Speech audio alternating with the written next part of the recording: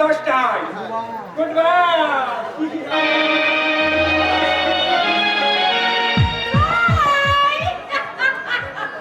সারা সুন্দর মেয়ে দেখি না ছেলেগুলো শহরের তত্ত্বের মতো গাদা হয়ে যায়, কিন্তু মনে রেখো শহরের তত্ত্ব তুমি আমার প্রেমী নয়, আমার ফাঁদে পড়েছো।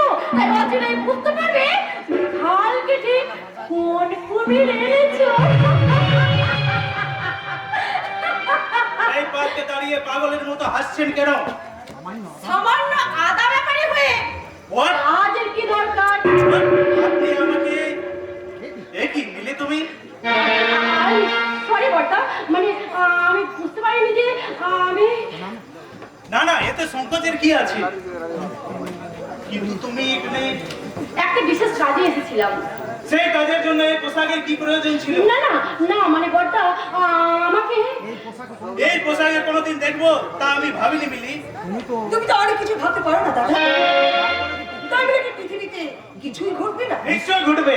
যেমন আমি ভেবেছিলাম তোকে মার আদর্শে গড়ে তুলবো, কিন্তু তুই হলে ঠিক তার বিপরীত।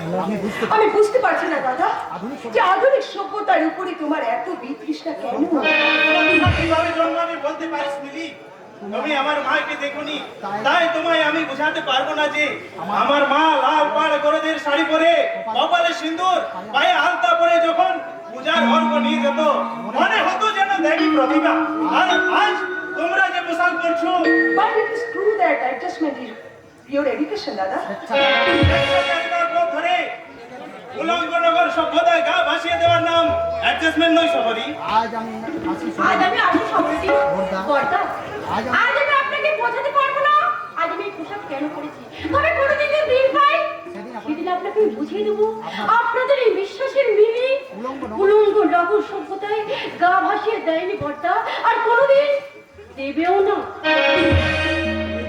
এই মিলিকে দেখে তোর শিক্ষা নেওয়া উচিত সবেরই। কলেজ থেকে ফেরার পথে ওকে একদিন আমি গুন্ডাদের হাত থেকে বাঁচিয়েছিলাম।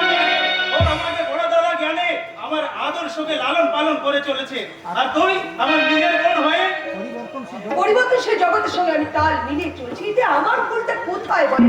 দেখতে পাবি না, কারণ ওই মেকি সভ্যতার নিয়ন লাইট তোর চোখ দুটোকে ঝলসে দিয়েছে। আমি তোমাকে প্রমাণ করে দেবো দাদা যে এই সভ্যতা মেকি নয়, এটাই চিরন্তন শাশ্বত।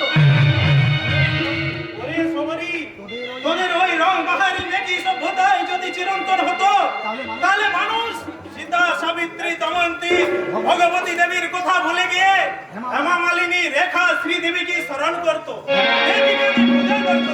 কিন্তু তা হবার নয় রে সবরি, হতে পারে না। দাদা